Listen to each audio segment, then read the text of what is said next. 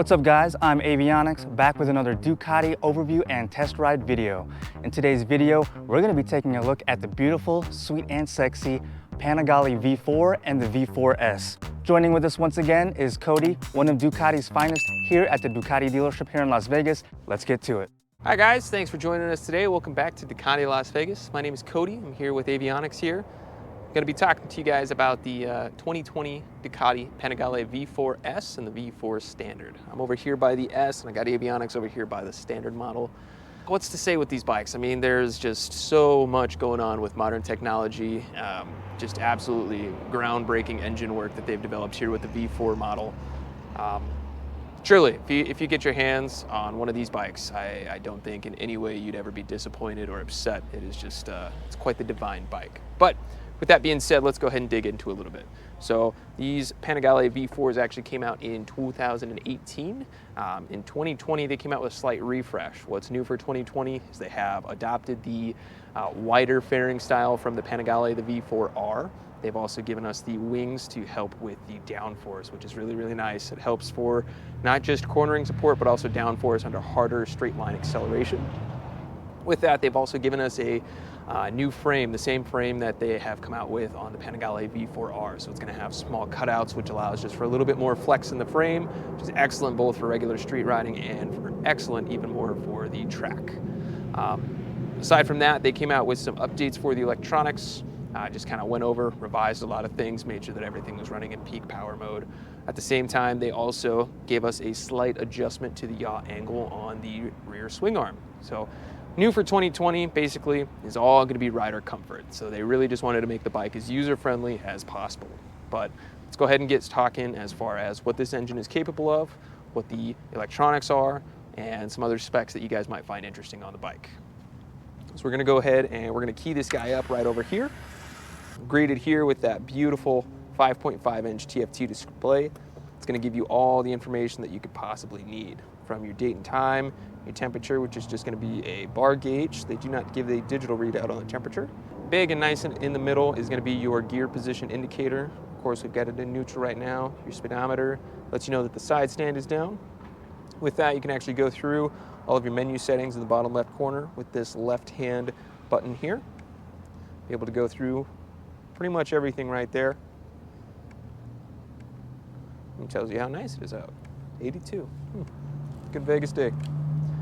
Digging through, on the other side, we have on the bottom right-hand corner, it's going to actually go through your different electronics. So the DES is going to be the Ducati electronic suspension. It's telling us that we are in the dynamic mode.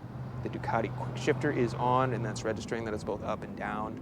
The Ducati traction control, what level it's in, 4 out of 8. The Ducati wheelie control, 4 out of 8. The Ducati slide control, which we'll get into a little bit more later down the road. It is in setting 2. Electronic braking control is going to be in setting 2. The ABS is in setting 2. Moving back to the other thumbstick here, we're actually going to go right into the settings menu. That way we can kind of dig around in the riding modes. We're going to go and just use sport just for here a demonstration. The DAVC is going to be pretty easy to get to. It's the first thing. It's going to have your traction control, which is actually very nice and easily adjustable. Just go in there, 8-way adjustable. Of course, it's going to tell you what's meant for performance and what's meant for stability. So at the highest level, it's more or less meant for kind of a rainy day. 7 is specifically for a rain tire, if that's what you're going to be running, or if you're out on the track and it happens to be raining. You can go all the way down, even have it off if you're brave enough to turn the traction control off on this beautiful, beautiful bike. A lot of power, so just be ready for it. With the wheelie control, it's actually going to be the exact same thing. So it goes all the way up to 8. The higher the number on these, the safer it's going to be. So the lower the number actually denotes what level of control it's going to be in. With the wheelie control, you can also turn that off as well. So with the Ducati slide control, it's really nice is they give you a controlled slide when you're, say, I'd probably say 90% of it's going to be, riding on the track. But if you are one of those people who likes to back in the rear tire, they got you covered as far as making sure that you're going to be taken care of by their slide control. It basically allows you to slide out the rear tire to a certain degree before cutting the ignition, which is going to cut the power so that it causes the slide to end. Stage 2, it's going to be the safest. One, it's going to be all for performance. Then, of course, if you want to just have a free slide, you can go ahead and turn that off. We got it set here too for our demo today. Of course, you can just hit the default settings. It's very simple, just this middle button here. Want to dig out of that, go into the engine power. So you've got 3 engine power settings here between a high, medium, and low. With the intent of this test ride today, we're going to be trying out medium. It's a full power brought on very, very smoothly. By no means is it going to be excessively crazy, of course, until you get into those higher RPMs. With the high power, it's that same full power, but it's brought on very dynamically. The best way I could say to describe that is it's an almost instant reaction between your right hand, your throttle hand, and the rear tire. With the low power mode, you're going to have a reduced power brought on very, very smooth. Maybe you're commuting through the city, or you just want to have a relatively easier day, taking it nice and slow on the bike. Either way, you're still going to have a bunch of power, so be ready for that. The ABS, you actually have a 3-setting ABS. We're going to leave it in 2 today. 3 is going to be the highest. It's got the highest level of intervention. 1 is going to be for the front tire only. And of course, for all 3 of these modes, you're going to have the 6-axis inertial measurement by Bosch cornering ABS. Now, there is no way to turn off the ABS on this bike except for the rear wheel. It's always going to be on at least on the front. Front is going to be the lowest level of intervention at level 1, more or less meant for track and performance use. So of course, just be careful with that.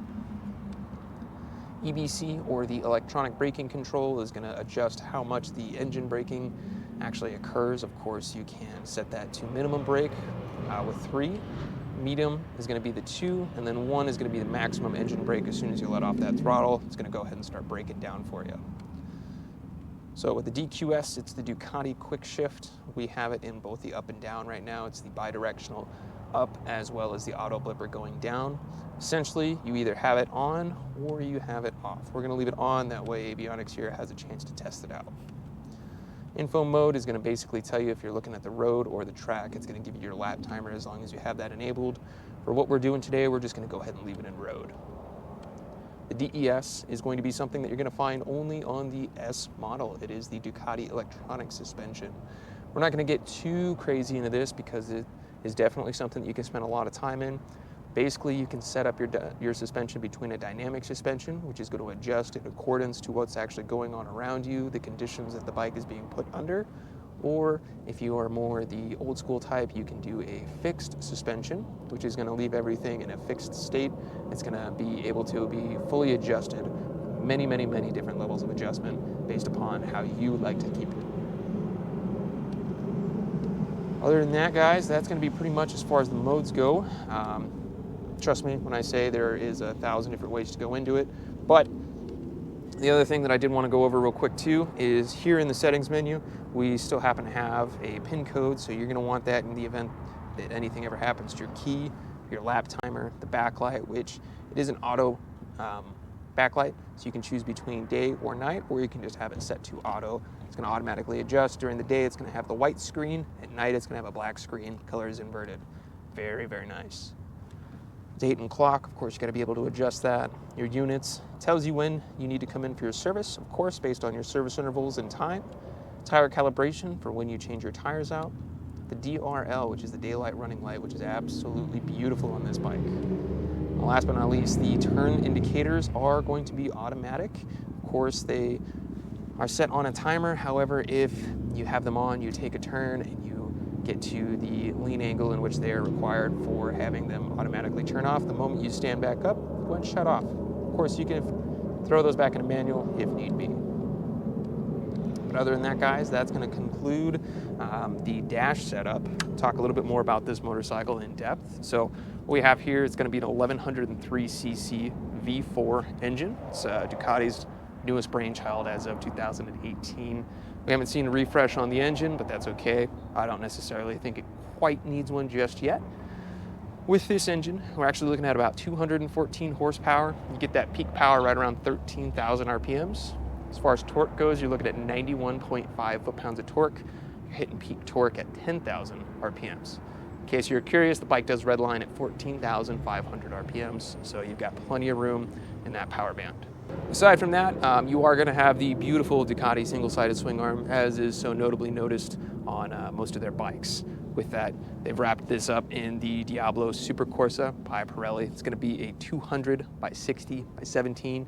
Definitely one of the more aggressive sport bike tires that you can get. They want to make sure that they give you plenty of lean angle room. That way, if you're out on the track or you're just having a good day out in the canyons, you've got plenty of room to be able to maneuver and do as you will with the bike. Overall, other than that, we're going to be looking at the brakes. So of course, as per Ducati standards, you're going to have the Brembos, but not just any Brembos. You're going to have the stylomic calipers up in the front, which is their top of the line Brembo caliper. You've got the most braking power that you could possibly need in a bike, and with a bike that has 214 horsepower, what more could you possibly ask for? You're going to have the 330 millimeter discs up front, dual of course, 265 in the rear. That's going to have the M4 rear caliper. Fuel capacity on this guy, you're looking at 4.23 gallons, and it's going to get you anywhere between, on the lower end of things, you're going to see on your active consumption as far as the fuel goes, you're going to see anywhere from 10 to 60 miles per gallon. Obviously is 10 is with a wide open throttle, 60 is maybe in sixth gear, final drive, you're just going down the highway, you're having a good time. Of course, the average that they'll give you is anywhere between 40 and 50. I personally own a Panigale, so I'm just speaking from my experience, of course. Other than that, main things to look out for on this bike are it does get hot. It's going to have a 14.0 compression ratio, so it's definitely going to be running a harder compression ratio than most other bikes out on the market. It does get a little toasty, but other than that, I'd say it's a small price to pay for such an absolutely wonderful handling bike. We live here out in Las Vegas, so it's going to be, during the summer, I'd say maybe a little bit of a chore to ride this thing. Middle of the day, 120 degrees, but early mornings, late nights, or any time that it's not super hot out, it is an absolute delight to be out riding on. We're going to talk about the main differences between the S and the Standard. So the S and the Standard, there is a $6,400 price point difference. The Standard is coming in at $21,995, whereas the S for 2020 is coming in at $28,395. Main differences between the two bikes are going to be the wheels, the suspension, the lithium-ion battery, which is going to be in the S, and the painted black front fender, which is going to be on the S. As well, for 2020, they also gave us the Pro Grips, which is part of their comfort package. With the suspension, you're going to have both Öhlins front and rear, as well as the Öhlins steering dampener. It's all going to be electronic, which is going to be very, very nice. We kind of went over that with the electronic suspension adjustment. Other than that, as far as the wheels go, they've given you the Marchesini forged aluminum wheels, which are going to be a lot lighter than the cast alloy wheels that you'll see on the Standard. What that translates to, it's just going to be a better handling bike. It's going to be able to go from side to side a little bit easier. It's going to feel a little bit less effort when you're actually riding the bike. So I'd say between the suspension and the wheels, it's an excellent package. If you're looking maybe just to save a couple bucks, I mean, $6,400, it's definitely a good amount. You could always put that money towards an exhaust or, something else on the bike that you'd be really looking towards putting it. I'd say definitely ride both of them, find out which one's going to be right for you. They do ride differently. You will feel the difference, but at the same time, it might not matter that much to you. You could just end up enjoying them both. Overall, they're going to have the same engine, so there's no difference as far as engine goes. They come out with the same electronics, they have the same power. So really, you're only paying for the handling, which, again, for some people is everything. For others, may not matter as much. So one of the last few things that we're going to go over is the exhaust on this motorcycle. So it's going to be a complete underbelly exhaust. It's going to have a dual outlet. So you've got an outlet on the right foot as well as on the left foot. And it's going to be angled down. The muffler also has the catalytic converter in there, which as soon as you end up doing an exhaust system, be it the slip-on or the full system, that's going to go ahead and get rid of that cat, as well as it's going to eliminate a lot of the heat that's coming out from under you. It's going to, of course, sound better, but if I have to say there's a good sounding stock bike out there, it's definitely any of the Ducatis. Of course, they've really nailed the sound on their bikes. But other than that, we're going to go ahead and talk about these wings up here. A lot of people are not necessarily sure how they feel about the wings. More and more manufacturers are starting to come out with them. My big thing is in 2018, 2019, when they came out with the Panigale, of course, I've ridden all of them, they definitely felt a little bit more raw, but at the same time, still very refined. And the main thing I can say about the wings and the body package that they did for 2020 is it feels as if you're a little bit more grounded. I can definitely feel the rider comfort updates that they made to the bike, the user-friendly updates that they did. With the wings, it just helps keep you a little bit more planted, helps keep that front wheel down. But with these wings, you're actually getting maximum downforce out of them at about 168 miles an hour.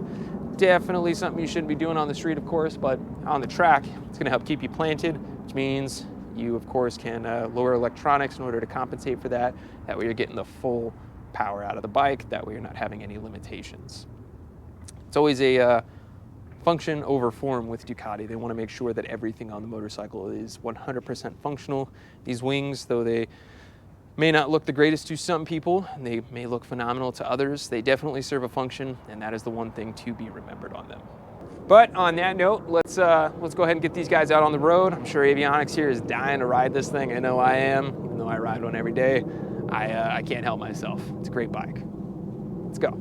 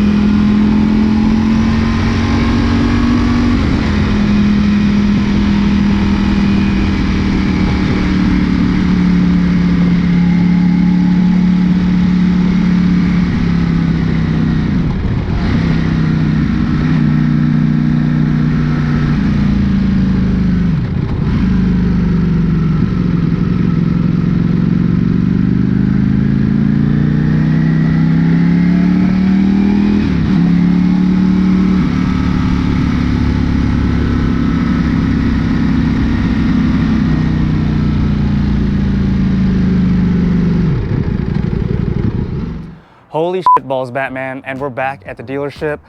So I test rode the S, and I just want to say, wow. So right off the get-go, I kind of wanted to just like feel out the bike, and we did 2 laps around the block. The block meaning down, I forgot what road that is, getting on almost onto the highway, down the service street, and then back around. But the first lap, I just wanted to get used to how to sit on the bike, my stance, but I felt just at home sitting on this thing after about almost a minute. So the first time was just a little, you know, breeze, walk in the park, but the second time around, we got on it just enough to not break the speed limit, and of course, for liability reasons, we cannot speed and post a video, so liabilities, obviously. So we had nothing like that, but we were able to rev up to speed limit everywhere we went to, which is not a big deal. But wow, just the acceleration, the smoothness of this V4 compared to the prior video that we did on the V2. I mean, that V2, the Panigale V2, is a smooth twin engine ride, but being that this is a 4, it's a whole different world. It's so smooth, so powerful, so wow. But yeah, I'm not sure now whether I want to get the V2 or this, we'll go with the V4 standard. There's a $6,000 to $7,000 difference, but this bike is a little beast on its own right, for sure. And of course, by no means am I a professional rider or any of that sort. I've been riding since 2007, so this is all just my opinions, whatever. And then of course we have Cody with his professional overview of the bike. Also, I did feel the toastiness that he mentioned with the exhaust. It wasn't as hot as test riding the 821, but it's a small price to pay for such a beautiful and fast sport bike. So that wraps up the video on the 2020 Panigale V4 and the V4S. I'm Avionics. If you enjoyed watching this video, please don't forget to hit that like button, leave any comments down below, and of course, please consider subscribing to the channel and hitting that bell for future content like this. All right guys, peace.